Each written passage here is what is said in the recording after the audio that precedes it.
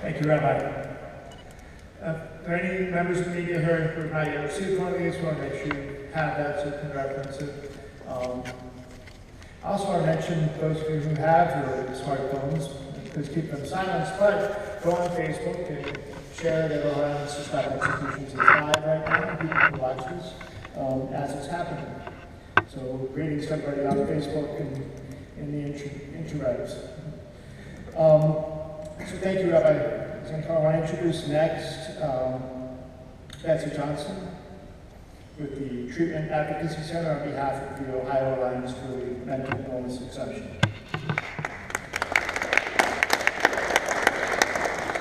Good morning. My name is Betsy Johnson, and I work for the Treatment Advocacy Center as a legislative and policy advisor. I'm here today speaking on behalf of the Ohio Alliance for the Mental Illness Exemption. OAME members include the Treatment Advocacy Center, the National Alliance of Mental Illness of Ohio, the Ohio Council of Behavioral Health Care Providers and Family Services Providers, the Ohio Association of County Behavioral Health Authorities, the Ohio Psychiatric Physicians Association, the Ohio Psychological Association, the National Association of Social Workers of Ohio, and the Buckeye Art Therapists, and the Mental Health Advocacy Coalition. So OAME does not have a position on the issue of the death penalty as a whole. However, we do support legislation to exclude individuals with serious mental illness from the death penalty, just as individuals with intellectual disabilities and juveniles are currently exempted. We're grateful to Representative Bill Sykes for his willingness to introduce a bill in the House of Representatives, and we're hopeful that it will receive widespread support and pass before the end of the year.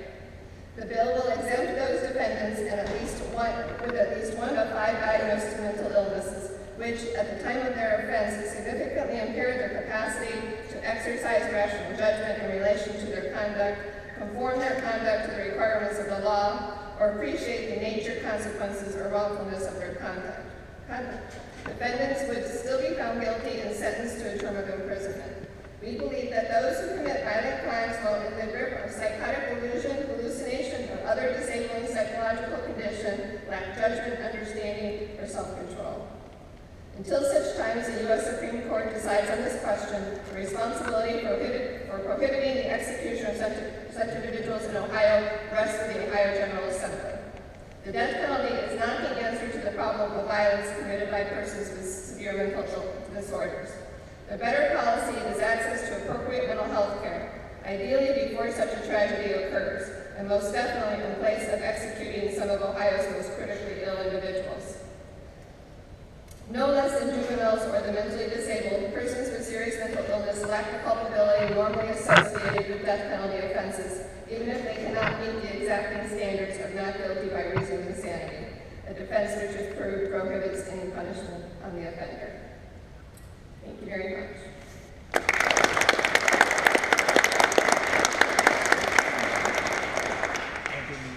Thank you, Betsy. I want to say a special thank you to Betsy Johnson for really doing a lot of work, especially in her previous position with the National Alliance for the Mental Illness in Ohio, to help pull together this coalition that's been leading us on that particular reform effort.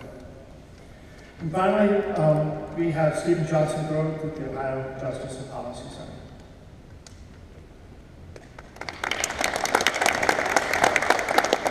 Good morning.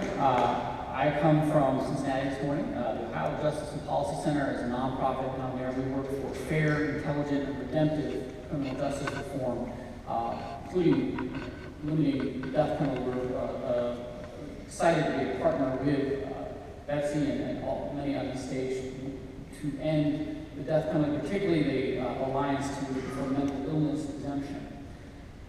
While OJPC is always promoting fair, intelligent, and redemptive criminal justice reform across many different parts of the criminal justice system, one thing I want to lift up today is safety. And I say that word because so few people think of it as aligned with people on the perhaps a progressive side of criminal justice, that safety somehow is a word owned by those who would promote harsher and harsher punishments. And the reason that I'm here to speak about safety is because I want to emphasize more strongly than ever that is a falsehood. And I'm probably the least equipped to say that. The folks here to my left are probably the most equipped to say that. And although Kwame and Sean are not going to speak from the microphone, I know that they're available to speak afterwards. People who have suffered the loss of a family member because of the death penalty are not getting served.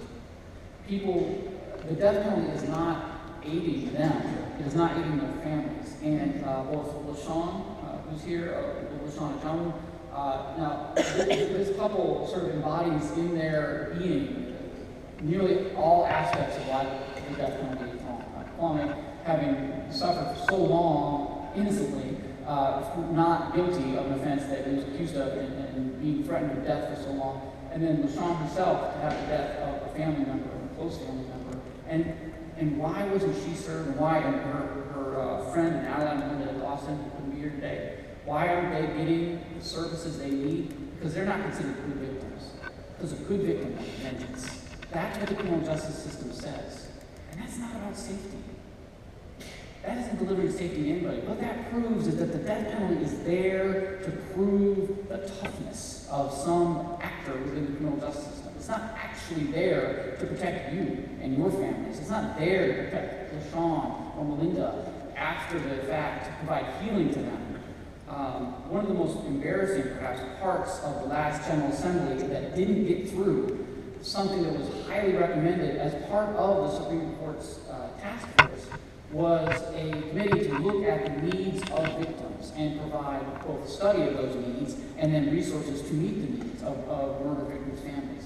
And nothing's been done. So both LaShawn and Melinda, I know, have come together and they have a nice list, which I know is shareable to the media, and LaShawn has them. Things like grief counselors, experience assistance in getting loved ones' bodies released from the hospital, assistance in paying for funeral expenses. There's dozens of things, economic advice and family planning, financial planning services. All these things are not being provided when a victim says to the prosecutor, I'm not here to satisfy your bloodlust. I just want to be safe, and I want to be made some modicum of healing. No one can ever be made whole from the tragedy of losing a family member. But and why are we able to spend money to do these very sensible, compassionate things for someone like LaShawn?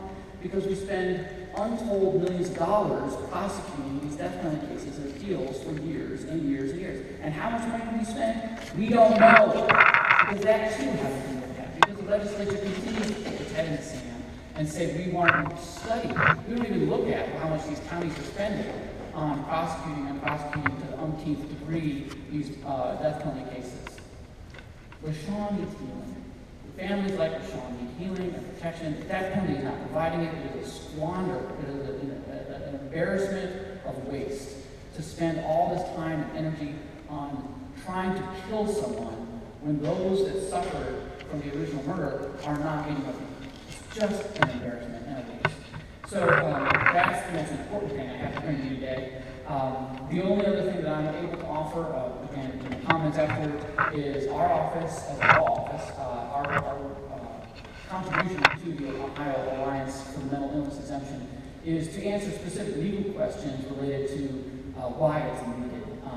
Those that have a brief experience with the law around death penalty may come to mind things like, well, what about the insanity defense, and what about competency to stand trial, and things of this nature. Those are inadequate in many ways to meet the needs of protecting the seriously mentally ill. People can be found competent to stand trial, even when all parties acknowledge that they have serious mental illness. And yet that person can go through trial and be found guilty of a capital offense and be sentenced to die. It has been shown in many circumstances, unfortunately, that when juries are presented with mental illness problems, they often are more likely, it is in some circumstances, to sentence someone to die. And so serious mental illness, while as a general principle our community has agreed that these people are not culpable, in the true current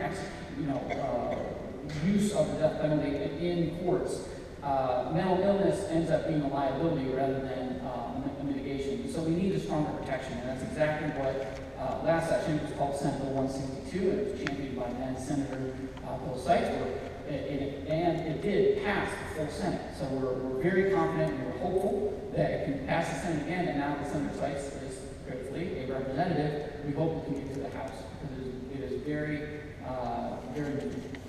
So any specific questions about why it's needed and that those technicalities are available for us as well. Thank you.